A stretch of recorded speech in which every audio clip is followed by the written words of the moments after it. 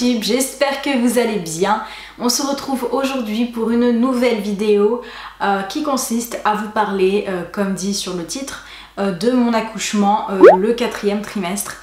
On parle souvent du premier, deuxième, troisième trimestre, mais on parle jamais du 4e trimestre alors que généralement il existe réellement. Alors avant de regarder cette vidéo là, pour les personnes qui n'ont pas vu ma précédente vidéo, donc c'était le premier, deuxième, troisième trimestre, donc tout ce qui parle de ma grossesse, je vous conseille d'aller le voir sur le petit i qui se trouve juste ici. Alors si je devais résumer en un mot ma grossesse, est-ce que je l'ai bien vécue ou pas? Non, je l'ai mal vécue ma grossesse.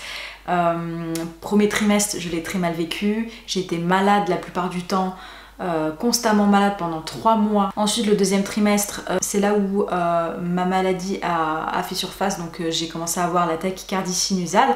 J'ai eu des pertes de connaissance, palpitations, ça vient n'importe quand, vous tombez dans les vapes n'importe quand, vous avez des problèmes de respiration. En fait c'est handicapant parce que en fait vous faites une syncope n'importe quand, n'importe où, sous la douche, là, à la maison toute seule, enfin voilà. Mon accouchement à la base était prévu le 3 août, mais j'ai accouché bien avant et je savais pertinemment que j'allais accoucher bien avant. J'ai accouché le 17 juillet, le matin, la veille. Alors je pense que c'était vers le matin, midi, je m'en souviens plus trop, mais j'ai perdu, j'ai eu des fissures de poche des os comme ça. Au fond de moi, je savais que le travail avait commencé, voilà, il fallait que j'aille à la clinique, mais ne faites pas comme moi. Si vous avez un doute, si vous avez quoi que ce soit, allez en clinique. J'attends la phase terminale pour y aller. Donc voilà, c'est juste ça le problème avec moi. Au début, je pensais que c'était une fausse alerte, donc c'est pour ça que je suis pas partie en clinique, parce que j'étais déjà partie auparavant, genre 2 semaines avant. Je me suis directement levée, je suis allée à la salle de bain et tout, et là j'ai pris mon téléphone, j'ai dit bon là j'en ai marre. Donc là j'envoie un SMS à mon chéri, je commence à lui dire oui bah je pense que le travail a commencé. Mais j'étais totalement zen. Donc là il me dit j'arrive tout de suite. Et là je lui dis oui mais prends ton temps, prends ton temps. Donc je savais que mon col était dilaté mais je ne savais pas à combien. Je lui dis prends tout ton temps pour arriver. Moi je prends ma douche, je me prépare, je prépare mon sac, ma valise est déjà faite mais mon sac je le prépare. Donc là on va à la clinique, on arrive, il est vers 15h30 on arrive à la clinique. À 16h je me prépare tout dans la salle de maternité, il me vérifie et puis là la sage-femme me dit bon bah vous êtes à 3 cm. Donc là je dis à mon copain là ça a réellement commencé. Moi, réflexe, je prends mon téléphone et je fais quoi? Bah je me mets à jouer. Voilà, je me mets à jouer dans les applications, des jeux et tout. Je suis comme ça, en pleine contraction, je me mets à jouer. Dès que ça commençait 4-5 cm, là j'étais vraiment pas très bien. J'ai dit j'ai trop mal, mais non, je crois que je peux tenir encore et tout, je veux tenir. Moi, ce qui m'a donné les contractions hyper fortes, ce qui a fait vraiment le travail hyper tôt, c'est ceci. Vous allez me dire mais qu'est-ce que c'est? C'est des feuilles de framboisier que la sage-femme m'a conseillé de prendre pour faciliter l'accouchement. Donc moi ça a été très rapide. C'est pour permettre d'avoir des contractions régulières. Et en fait les feuilles de framboisier c'est pour carrément détendre l'utérus. Donc c'est pour ça qu'elle m'a conseillé ça, elle m'a dit Natacha prends ça, prends de l'ananas et prends ça et tu verras que tu seras prête pour l'accouchement, que tout va bien se passer, ça sera très simple pour toi et tout. Donc je commence à prendre de l'ananas. Tout va bien, je commence à avoir des contractions mais genre tout va bien. Mais quand je prends ça, les feuilles de framboisier, ça n'arrive pas à toutes les femmes mais à certaines des femmes. Moi j'ai pris des feuilles de framboisier, j'étais pas bien, j'étais dans le mal. Très forte contraction tout le long quand j'ai pris ces trucs là. Ça m'a fait accoucher plus tôt que la date. Et en plus de ça, ça a travaillé le col, ça a bien détendu le col de l'utérus. Mais il faut savoir que les feuilles de framboisier, c'est ça pour moi qui m'a déclenché carrément l'accouchement. Je le sais, mais c'est clairement ça qui m'a fait déclencher l'accouchement. Là, je vais faire une petite pause, mais je vais juste vous montrer une application. Donc c'est une application, je vais vous le mettre juste ici. Donc c'est une application qui s'appelle Contraction. Je suis pas en partenariat avec l'application ou quoi que ce soit, hein, c'est juste pour vous montrer. C'est une très bonne application, je sais plus où j'en ai entendu parler, je ne sais plus du tout où j'ai entendu parler de cette application là. Moi comme je suis une genre de fille qui regarde jamais les heures quand il m'arrive quoi que ce soit, à chaque fois qu'il m'arrive un problème je regarde jamais les heures et à chaque fois on me pose la question pour dire quelle heure et je ne sais jamais l'heure. Donc l'application Contraction consiste en quoi? C'est très simple, c'est une application extrêmement simple. C'est une application qui consiste à mesurer l'intervalle de vos contractions entre chaque contraction bien sûr. Ça va déterminer si oui ou non vous devez aller à l'hôpital ou à la clinique pour accoucher. Donc À chaque fois que vous avez des contractions, vous appuyez sur le bouton qui s'appelle contraction, qui est juste là, et vous voyez le bouton il se met en rouge, et là il y a marqué fin des contractions. Donc vous appuyez pas dans ce bouton là, vous appuyez dans le bouton une fois que les contractions seront terminées. En haut, comme vous le voyez, en vert, il y a la durée. Donc il y a l'heure, à quelle heure ça a commencé, et la durée, combien de temps ça va durer les contractions. Fin des contractions, vous allez avoir la durée, et ensuite vous allez avoir les secondes et tout, numéro 1, numéro 2. Donc là je rappuie, c'est juste un exemple, et là je mets, hop, arrêter. Et vous avez l'intensité de vos contractions, vous avez faible, léger, modéré, fort et intense. Au bout d'un moment, ça va calculer. Si vous voyez même par vous-même que c'est toutes les 5 minutes à 10 minutes que vous avez les contractions, vous pouvez carrément y aller. Donc ils m'ont mis sous monitoring pour vérifier le battement du cœur du bébé. Puis elle me dit bah là vous êtes à 6 cm, donc là on va vous mettre directement dans l'autre salle pour la préparation de l'accouchement. Du coup bah ils m'ont mis dans l'autre salle de l'accouchement, mon conjoint il m'a suivi. Donc il faut savoir qu'avec le Covid, au début les conjoints n'étaient pas convié à l'accouchement, et maintenant c'est seulement le conjoint qui est convié à l'accouchement. Elle me dit bon l'anesthésiste il va venir, donc là il commence à me dire oui mets-toi en boule, je vais te faire passer le petit câble à l'intérieur, je te fais la piqûre, je te fais tout, nanana. J'étais tellement épuisée que je m'en foutais. S'il venait avec des ciseaux, des piqûres, des machins, des trucs de 15 km, je m'en foutais complètement. Je lui dis simplement fais ce que tu veux de moi, mais je ne veux plus avoir mal, je suis épuisée. Il faut savoir que normalement vous êtes formé pour faire ce truc là, c'est pas le jour J qui va vous dire comment vous positionner. Normalement vous avez pris des cours avec l'anesthésiste, vous avez fait un rendez-vous avec lui pour qu'il vous montre comment avoir une posture le jour où il va vous piquer à la seringue et vous faire passer le petit câble. Donc au bout d'un moment ça avait endormi mon corps, donc tout le bas. Et donc Loïc il était en stress et tout. Il faut savoir que lui il était en stress, pourquoi? Parce qu'en fait déjà de 1 on avait nos masques. De 2, moi j'ai demandé est-ce que je peux retirer mon masque, ils m'ont dit non. Je leur ai dit oui mais je souffre de tachycardie. Ils m'ont dit oui mais non c'est Corona, tu gardes ton masque, tu souffles avec ton masque. Et là j'étais pas bien parce que je vais claquer quoi. Je me suis dit je vais claquer en plein accouchement. Si j'ai une tachycardie en plein accouchement ça va pas le faire. Il faut savoir que si j'ai la tachycardie au moment de l'accouchement, ben là je suis en train de clamser, là je clamse total, ils vont me mettre la césarienne et moi je veux pas de césarienne. Donc là je commence à faire le travail et tout, ils me disent pousse, pousse, pousse. Et là il faut savoir que quand ils me disent bah pousse, il y a un moment ils disent il faut pousser madame, il faut pousser. Et là je commence à pousser et tout. Là je dis bah je suis en train de pousser là. Et du coup là la dame a dit c'est bien poussé, voilà vous faites bien votre travail. Quand je pensais avoir les contractions je poussais. Et au moment où je poussais, quand je poussais et je reprenais ma respiration, en fait la tête du bébé soi-disant rentrait à sa place. En fait il voulait pas sortir, il sortait un tout petit peu et puis il rentrait, et puis il ressortait et puis il rentrait. Et j'ai vu à la tête du chirurgien que le gars il commençait à dire déjà bon écoute il va falloir qu'on fasse la césarienne, parce qu'en fait il faut savoir que le cœur du bébé il ralentissait. Et je vous jure que sur ma vie quand j'ai entendu césarienne je me suis dit ah non pas question qu'il me fasse une césarienne, je ne veux pas de cicatrice dans mon corps. Donc là je me suis dit non promis je vais pousser, je vous jure je vais pousser. Et du coup le gars il dit bon bah là ça va être un peu compliqué, donc là il me fait quoi? Une épisiotomie. Voilà, genre je regardais Loïc, je me dis oh par pitié ne regarde pas ce qui se passe, parce que si tu regardes ce qui se passe tu vas paniquer dans ton regard, je vais le voir et puis moi je vais paniquer et je vais pas pousser. Et là je vois le chirurgien sortir des trucs, des machins, des ciseaux, des trucs, et là j'étais pas bien parce que je me suis dit oh mon dieu il va me charcuter, j'ai peur. Et j'avais pas peur d'avoir mal, mais j'avais peur de plus retrouver mon corps d'avant, vous comprenez? Genre imaginez-vous quoi. Et là j'entends,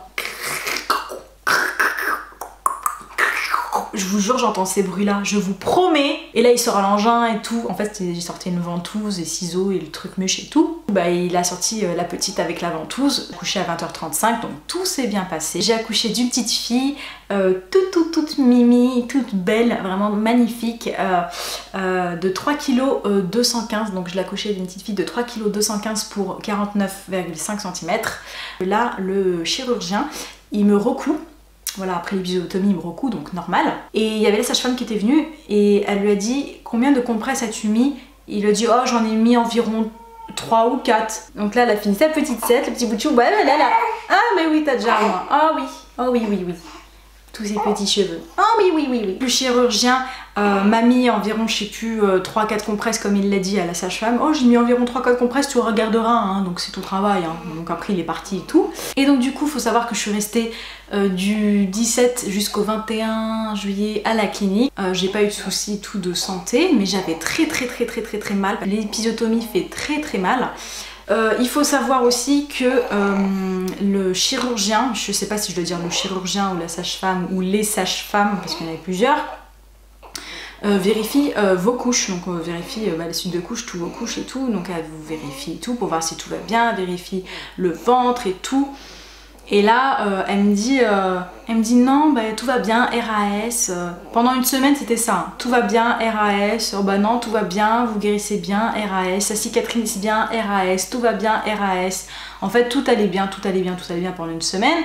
Je leur dis, j'ai très mal, je vous promets que je sens comme une pression dans mon truc, voilà. J'étais pas bien. De temps en temps, je voyais tout noir, j'avais le vertige. Et j'avais hyper mal, je pouvais pas m'asseoir et je sentais comme une pression et tout. Je suis sortie de clinique, je suis restée à la maison et au moment où je suis arrivée à la maison, c'est là où ça a commencé à dégénérer. Au moment où j'étais à la maison, j'ai commencé à avoir des problèmes malodorantes et là je commençais à me dire mais attends c'est chelou et tout, ça peut pas être vrai et tout. Et là j'étais vraiment pas bien donc je retourne en clinique, mais en galère, hein. Je retourne en clinique, je pense que vous avez jamais vu une fille conduire. J'avais le volant là et puis une fesse, j'avais le cul complètement hors siège en fait. Il faut savoir que je suis retournée en clinique le 24, un truc comme ça. Et donc je vais voir un gynécologue et tout. Et là il me dit bah, je vais vous vérifier pour voir si tout va bien et tout. Continuez votre toilette, vous êtes propre et tout, il n'y a pas de souci, tout va très bien et tout. Et du coup je dis oui mais non mais moi il y a un truc qui est pas net, il est malodorante, j'ai des douleurs, des fortes douleurs, c'est pas normal. Donc il me dit prenez les traitements, prenez ce médicament, prenez le kétoprophène, prenez ça. Moi je lui dis ben moi j'allaite, ça pose problème. Et là il commence à me dire non, le kétoprophène ne pose pas de problème pour l'allaitement. Pour moi au fond de moi je savais que le kétoprophène c'était pas bien pour l'allaitement, je le savais au fond de moi. J'écoute ce qu'il me dit le gynécologue, donc je repars à la maison. Donc je lui dis bah écoute j'ai des traitements à suivre et tout et puis on verra si ça continue encore. Du 24 jusqu'au 28. Là je dis non c'est plus possible, il faut que je retourne. Donc je retourne prendre rendez-vous chez le gynécologue tout de suite, tout pour voir si tout s'est bien passé au niveau chirurgical et tout. Et là il me regarde, il me dit bah en fait ils vous ont oublié des compresses. Et là j'avais trop envie de pleurer, j'étais pas bien, il faut que je vous la retire et tout. J'ai fait oh mon dieu mais allez-y doucement parce que j'ai extrêmement mal et tout. Il m'a dit je suis désolée et tout, il s'est excusé à plusieurs reprises et tout. Tout ça pour vous dire, alors si je vous en parle, je sais que c'est extrêmement privé, que c'est pas des choses à raconter et tout, ça je suis extrêmement d'accord avec vous, mais il faut savoir qu'il y a des sujets tabous, qu'il y a beaucoup de gens qui ne parlent pas de plein de problèmes qu'ils ont durant l'accouchement et même après l'accouchement, ça peut arriver. Donc moi je ferme pas les yeux là-dessus, je poursuis, je fais des dossiers et tout là-dessus, hein, je suis en train de faire des dossiers et tout. Ils m'ont quand même oublié une compresse du 17 juillet jusqu'au 28 juillet. Donc le gynécologue qui m'a retiré ça m'a fait un papier pour me stipuler qu'il a bien retiré une compresse, que c'était un oubli du chirurgien et tout, de la sage-femme et tout. Donc moi je complète des dossiers là-dessus. Je fais mes papiers, pour le moment j'ai pas trop envie d'en parler pour le moment parce que c'est en attente et tout. Donc je m'attendais pas qu'ils oublient aussi des trucs comme une compresse quand même. Faut savoir que c'est très dangereux parce qu'il y a des femmes qui meurent de ça. Il y a une femme qui est morte de ça par un oubli de compresse. Ça pourrit en toi, tu chopes une infection et tu en meurs. Voilà. T'imagines, tu chopes une infection et tu claques juste parce qu'ils t'ont oublié une compresse, c'est totalement stupide. Le nombre de compresses que tu mets, tu dois le stipuler à la sage-femme, à l'infirmière, combien de compresses tu as mis. Après, bah, j'ai commencé à compléter des papiers et tout pour ma protection juridique et tous ces trucs-là. Donc voilà. Donc, pour vous dire que ma grossesse, je l'ai mal vécue à cause de la tachycardie, à cause de l'hypertension, la prééclampsie. Personne n'en parle du 4e trimestre, je ne sais pas pourquoi. Le 4e trimestre, c'est un post-natal. C'est généralement le après de l'accouchement, en fait. Pour savoir si... Et vous êtes suivi pour voir si vous faites pas des dépressions, si vous craquez pas, si vous partez pas en cacahuète, en fait. Parce qu'il y a beaucoup de femmes qui partent en cacahuète. En tout cas moi, postnatal, je l'ai bien vécu, je suis pas partie en cacahuète, j'ai pas pleuré pour tout et rien, j'ai pas pété des durites et tout, j'ai pas pété de câble, j'étais totalement moi, j'étais très bien avec ma petite choupette. Mais il faut savoir que, donc là je vais arrêter la vidéo parce qu'elle est longue. Il faut savoir que si vous faites opérer, il faut toujours qu'il y ait plusieurs personnes autour de vous qui sont témoins de ce qui se passe. Heureusement qu'il y avait mon chéri qui était aussi témoin de ce qui se passe. Mais il faut aussi savoir qu'il faut être suivi par plusieurs médecins. Moi j'étais avec 2 gynécologues, il y avait 2 anesthésistes avec moi, j'ai eu 2 sages-femmes ou 3 sages-femmes différentes. Il faut savoir que j'ai eu un maternologue, c'est un genre de psychologue. Dans les cliniques il peut y avoir des problèmes comme dans les hôpitaux. Pour moi j'ai eu aucun problème durant l'accouchement, on a fait le pot à pot, on a tout fait. Mon copain il a coupé le cordon, tout s'est bien passé. Moi j'ai entendu parler de beaucoup de choses, par exemple le montée de lait. Les filles, il faut savoir que le montée de lait fait très mal. Moi j'ai eu très mal. Je faisais du dé, j'avais des seins énormes. Et ensuite j'ai pas eu de contraction après l'accouchement. Pas du tout, j'ai rien senti.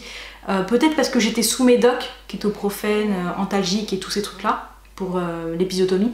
Mais j'ai pas du tout eu, c'est peut-être pour ça que j'ai pas eu mes contractions en fait. Parce qu'en fait vous avez des contractions pendant l'accouchement, vous avez des contractions avant l'accouchement, vous avez des contractions parce que votre corps change, donc pendant que vous êtes enceinte, pendant la grossesse, et vous avez des contractions après l'accouchement, donc en fait vous avez des contractions H24. Et donc voilà, j'ai tout dit je pense dans cette vidéo là, je pense, ouais. J'ai pas eu de problème d'hypersensibilité, j'ai pas eu de dépression, j'ai pas eu de... non, baby blues, tous ces trucs là, non, franchement tout s'est bien passé, mon copain était là tous les jours avec moi, il venait me voir et tout, il venait s'occuper de la petite pendant que je me reposais, donc franchement j'ai eu aucun souci là-dessus. Voilà, donc la vidéo est terminée, la vidéo est hyper longue je crois, donc la vidéo est terminée, j'espère qu'elle vous aura plu. N'hésitez pas à mettre un pouce bleu dans la vidéo, de vous abonner sur ma chaîne. À bientôt pour une prochaine vidéo.